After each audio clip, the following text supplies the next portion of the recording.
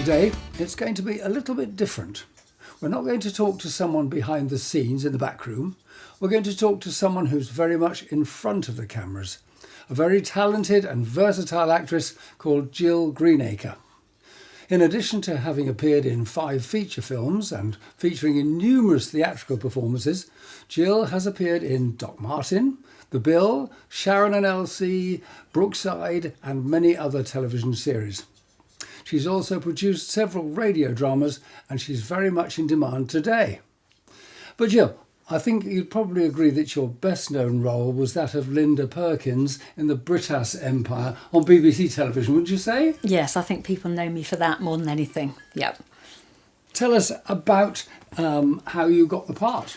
Yeah, it's a really nice story how I got the part, actually. I was in a play with Chris Barry and Nicola Paget and other lovely people called Totally Fox, which was a farce that was touring around. And my part was a robot. So I partly was seen in a robot mask and partly was doubling Nicola Paget's character because the whole plot was very convoluted and it went around her being herself and a robot. So, and I'm the same size as her. She's passed now, sadly, Nicola has, but I was the same height as her and everything. Anyhow, the point is that I wouldn't have been seen as me at all in that play. But Chris had just been cast as Mr. Britters, and he was talking about it. And he said, Mike Stevens, the director of this new series, British Empire, said it wrong, the British Empire, is coming tonight to see the show.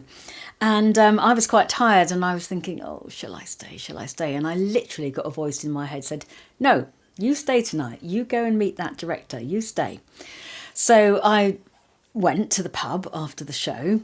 And then, of course, I was me then, not the robot or looking like Nicola. And Mike particularly started to talk to me and we got on really well. He's a lovely, sweet man and we got chatting away. And then they were all going up for something to eat. And once again, I was thinking, I don't really want to go and eat. But that voice said, no, you go up there, you go up there. And I ended up sitting next to Mike talking more. Anyhow, I thought nothing of it. Lovely evening. Next day, I got a phone call from my agent saying, you met Mike Stevens from the British Empire. They'd like you to come in and have an interview for a role.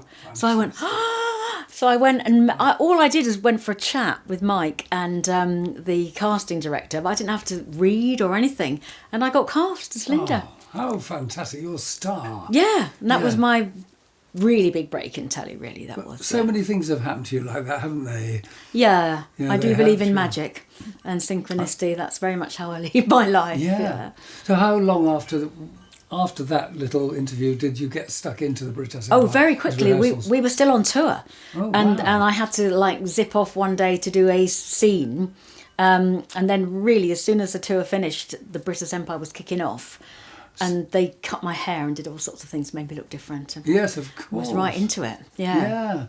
So when you did the British Empire, I believe it was actually at a real, a lot of it was done in a real centre, wasn't it? Leisure centre. Yeah, all the location was at Ringwood Leisure Centre near Bournemouth, Yeah, and then loads in the studio as well. Yes, we used to do all the indoor bits in the studio and all the locations we'd do in a block, or several blocks. Of course. And then when the audience came in, they would see the whole episode in chronological order. Played on the monitors in the studio.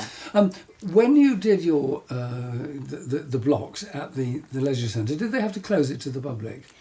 They did while we were doing the major filming, but public were definitely around because I've met people over the years that used to say, I used to come and watch when you did things at the leisure centre. So the public must have been behind fences and things. Yeah.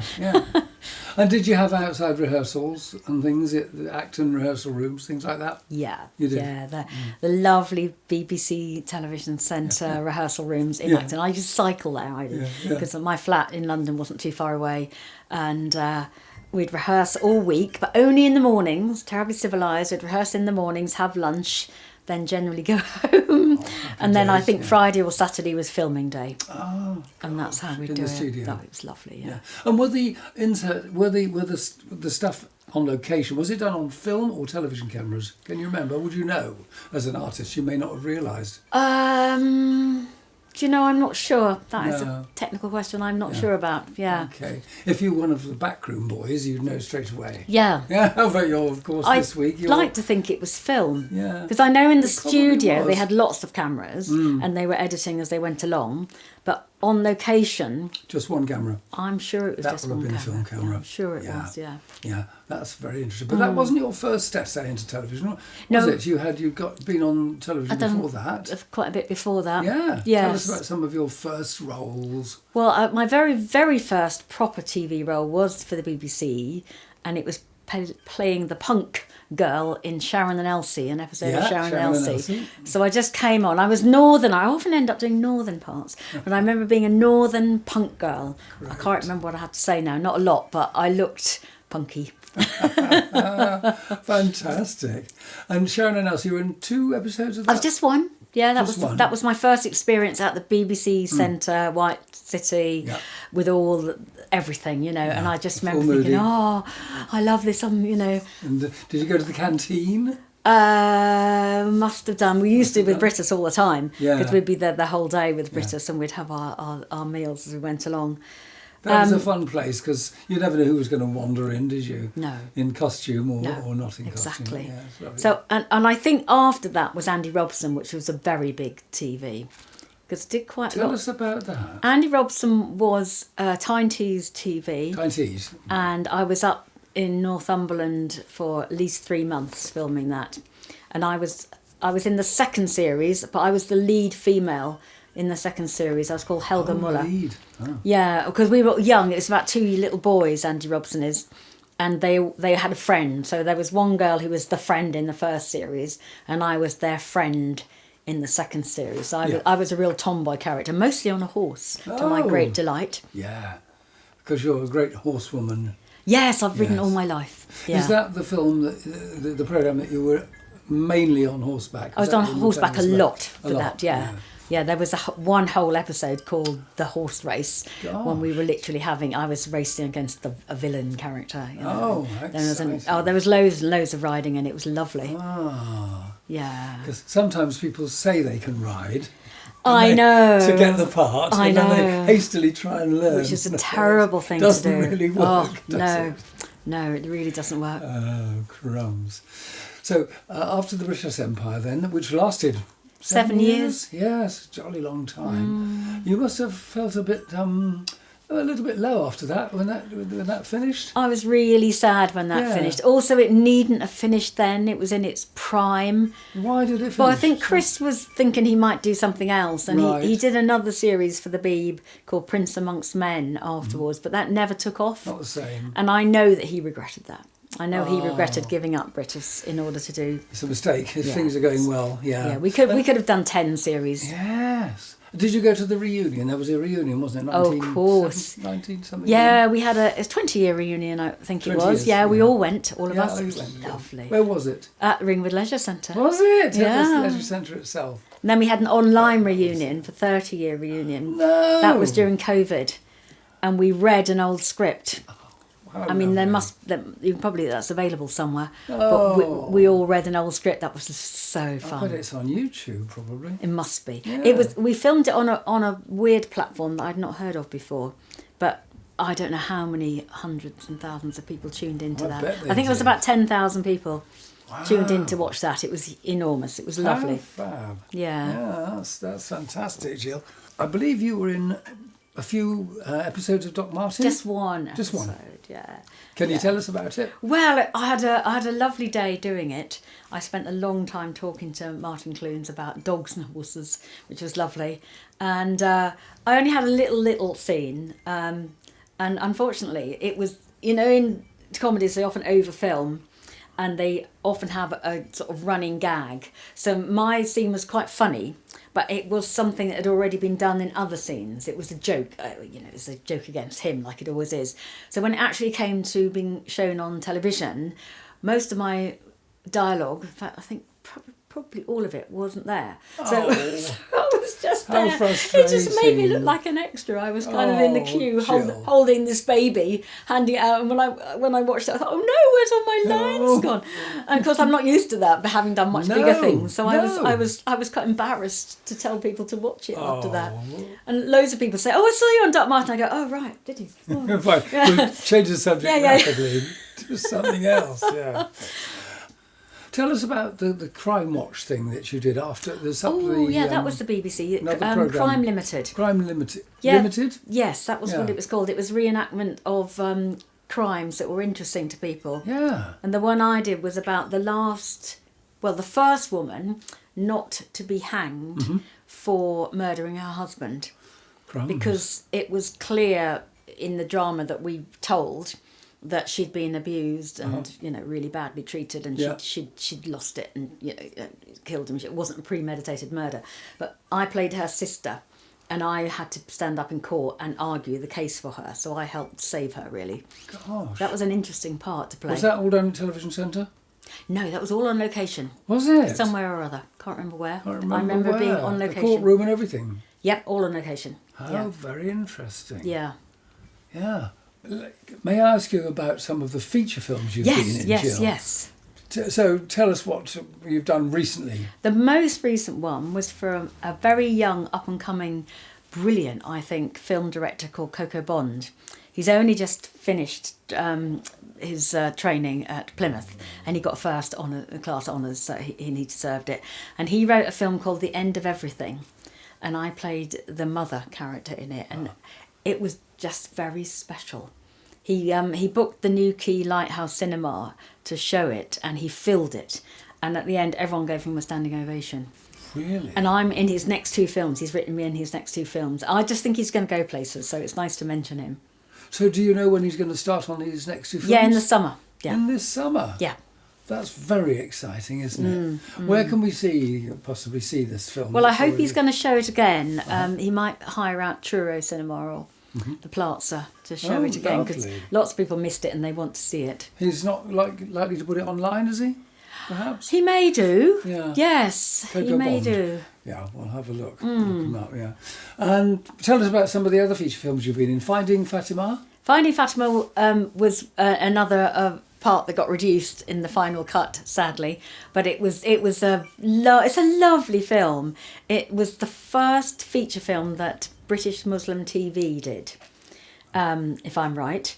I think that's right. And so it was all done up in Rochdale. I think it was Rochdale we went to. And it's a lovely love story about two Indian. I think they were both Indian, but they're from different religions anyhow. And and they fell in love. The same old story. Same old story. And I just played a very wacky mother of one of the many girls that this young boy dated. Right. Yeah, it was a bizarre. I wish they'd had the whole scene because it was very funny. But once again, he when the director told me that it'd been cut, he said, "I'm so sorry.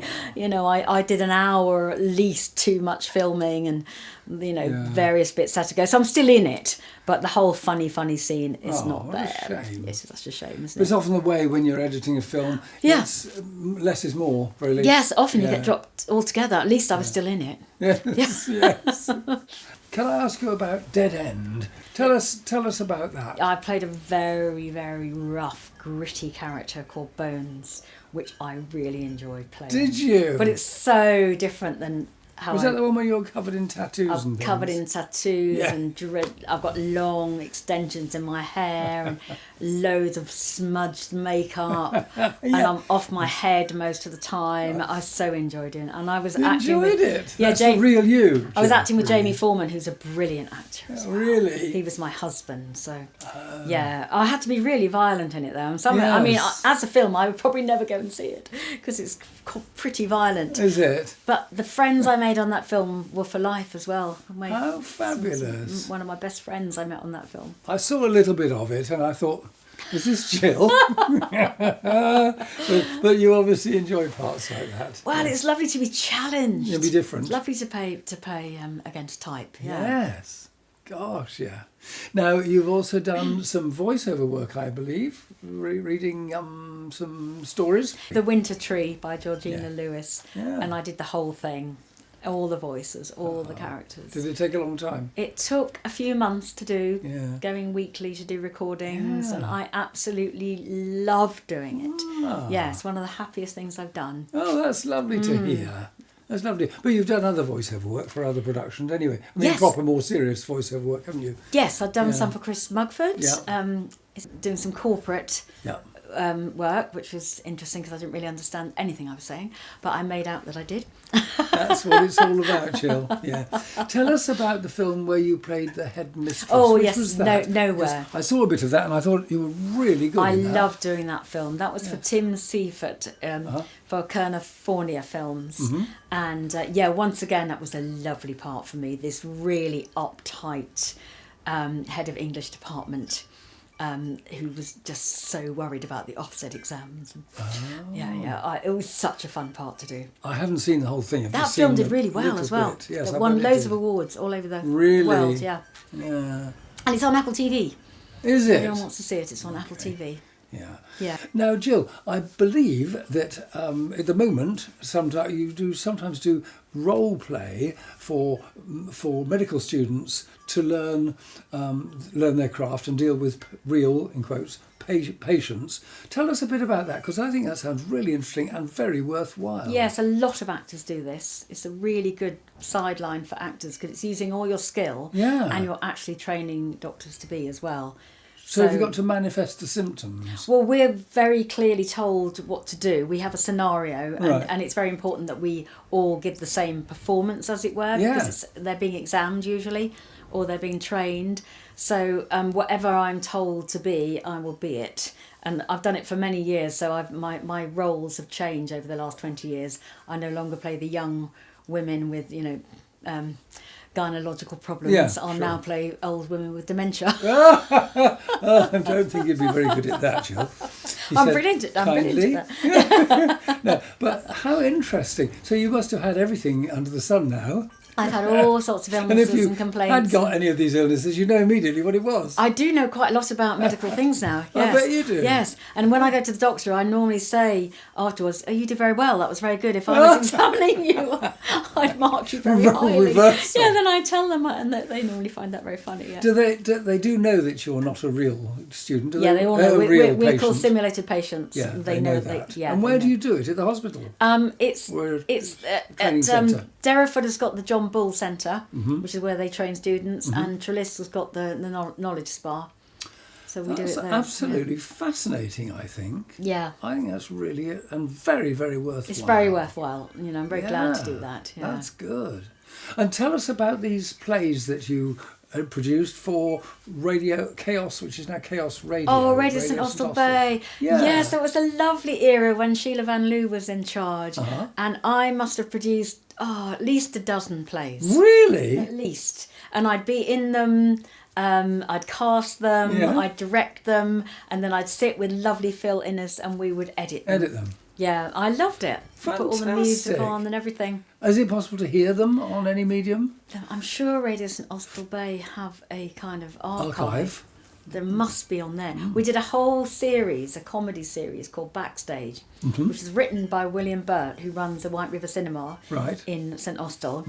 And it was a really wacky, hilariously funny comedy. We did about 3 series and a couple of Christmas specials. So loads and loads and loads of episodes. Oh, that sounds such fun. Yeah, Something and to we look all up. we played these wonderful extreme. I thought it was hilarious. It was right my cup of tea of humour. It was. Yeah, Backstage. Ever such fun. And it's still going, Chaos Radio, isn't it? Yeah. Jill, at one stage you were in Brookside, weren't you? Tell us about that. Oh, that was another lovely era. Yeah, I was in for 5 episodes on the trot, and I played a character called Susan.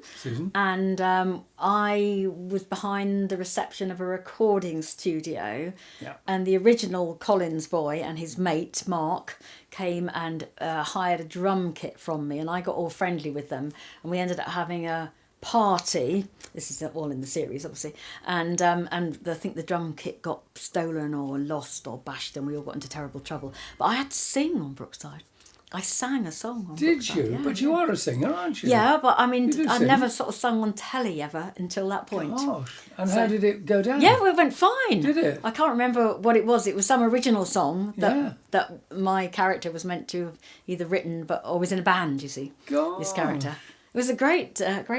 Oh, what fun. So of course I got friendly with all the Brookside people, Yeah. and it was lovely. And you were in 5 episodes? Yeah, Crumbs, that's quite a run, isn't it? yeah. It was Jolly a nice good. character. The storyline finished then, so there was no way of continuing her. You know. No, you couldn't reappear continue as it, no. reincarnation of the...